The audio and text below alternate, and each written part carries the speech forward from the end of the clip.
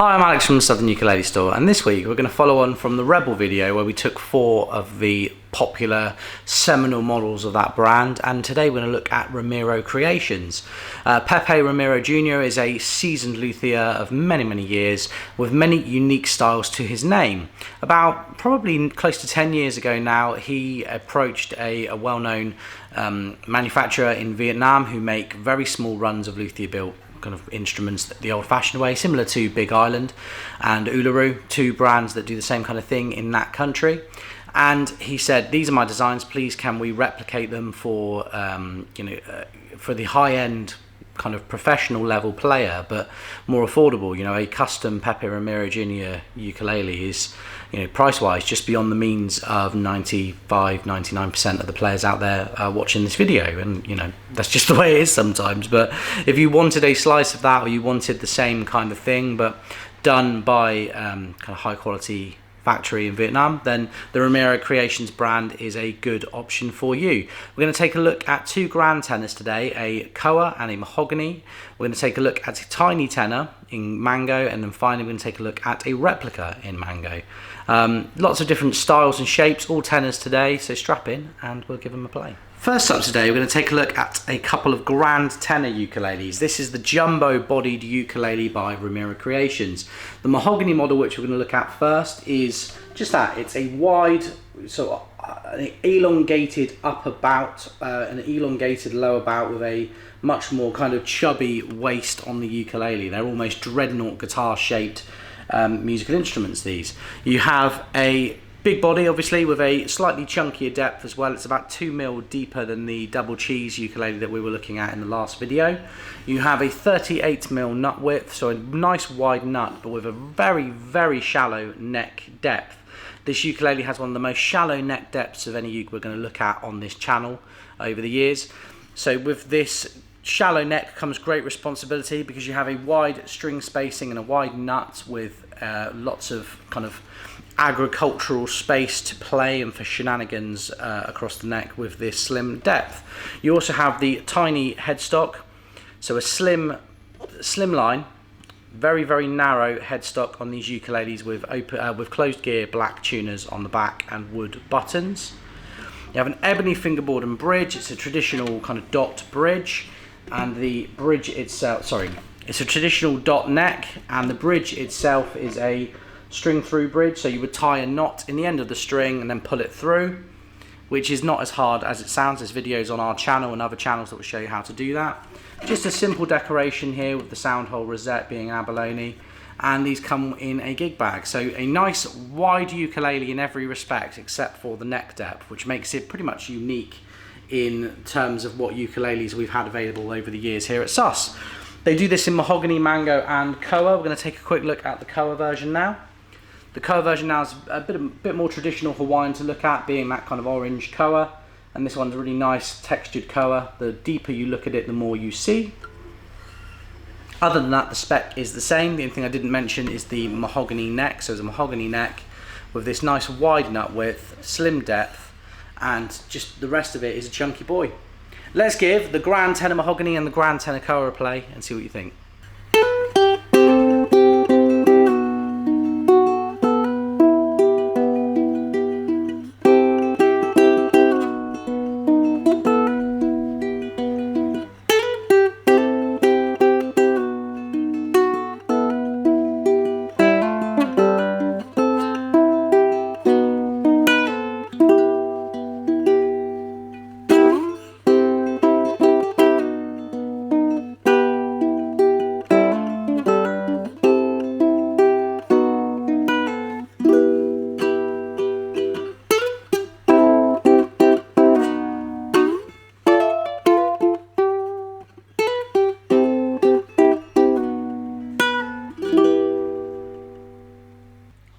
I'm getting worse now. Each take I'm getting a little bit worse.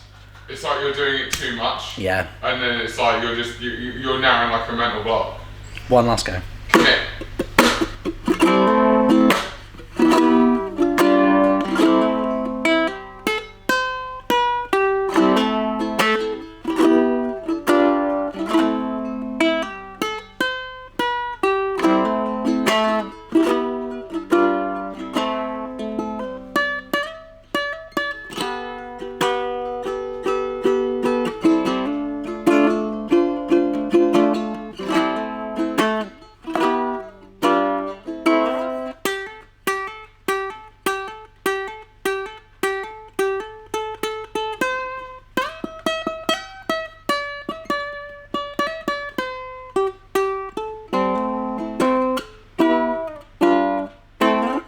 Next up today, we're going to take a look at the frankly iconic at this point Tiny Tenor by Romero Creations.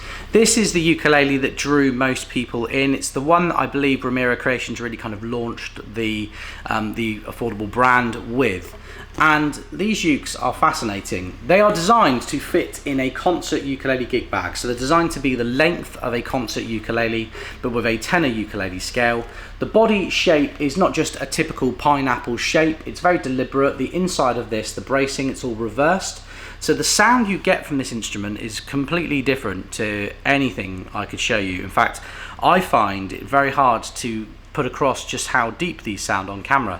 I think when you look at them and you think, oh, okay, they're small, they're going to have a kind of bright, bubbly sound, but it's got quite the opposite.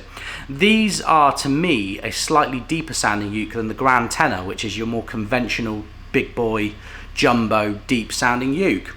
It's obviously not a coincidence that Pepe Romero Jr. has chosen for these to come all in low G. If you're a fingerstyle player, the Tiny Tenor does a lot of what a normal ukulele will do.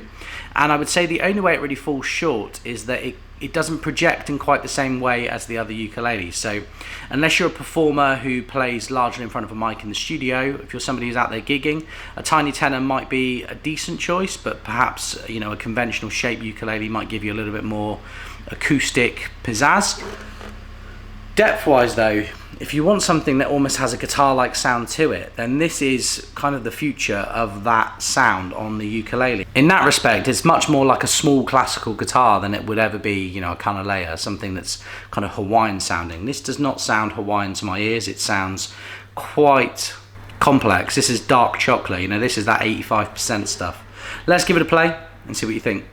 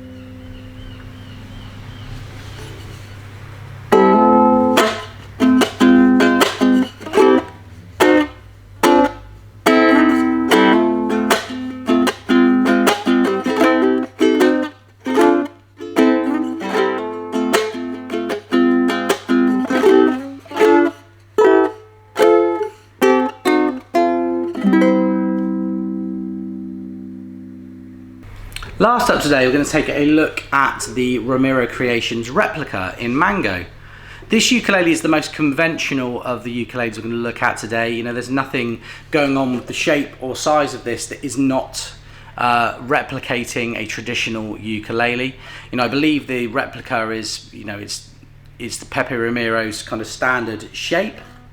And I'd like to just talk about the importance of luthiers pushing the button. Looking at these three different distinctive shapes, all at similar kind of price points today, it does make you think about the role of luthiers in innovation on the ukulele. You have so many people at a factory level pushing forward the instrument, people like kanile'a who make the platinum, and then over the years the specs from the platinum get put onto kind of more affordable models in the grand scheme of things. And, you know, I think of Pepe Romero Jr. and it reminds me a lot of Pete Howlett, who, you know, could have just made the same ukulele over and over again. He's got the design right, but instead, you know, he went back to the drawing board and he went, well, what happens if we make something that's, you know, really slim with a different internal, you know, something like the Revelator? Or what happens if I make something based on, you know, a 1920s Daviki ukulele, which is what he's been doing more recently. I guess what I'm trying to say is that Pepe Romero Jr. has done a great job of pushing forward with ukulele design and then bringing it to a factory level after he's established these models. And the Replica is the most conventional of them all, but definitely still has something unique and luthier about it. You know, when you compare it to, say, a similarly priced ukulele, which would be a Kamaka HF3, you know, this is not a replica of a Kamaka HF3. The dimensions of this, you know, it's a chunky ukulele, all solid Hawaiian mango on the top, back and sides. with ebony binding and abalone binding. You know, it's the deluxe regal looking uke with an abalone rosette. You have the ebony fingerboard and bridge. Once again, it's a string through bridge. And then you have a conventional headstock with geared friction Goto planetary tuners on the back in black. It's another ukulele with 38mm nut width with a really nice wide string spacing, but the neck depth on this is just ever so slightly thicker than on the Grand Tenor. And obviously the headstock is elongated, which in its own way will have an effect on the sound, pulling the strings a bit further and at a slightly different angle. Let's give the Replica a play and see what you think.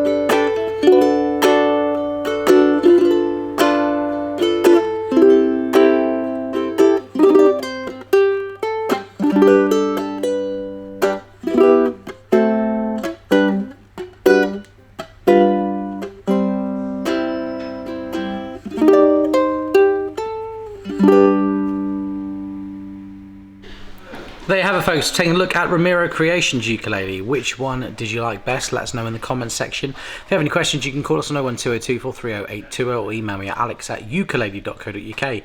I will be back very, very soon.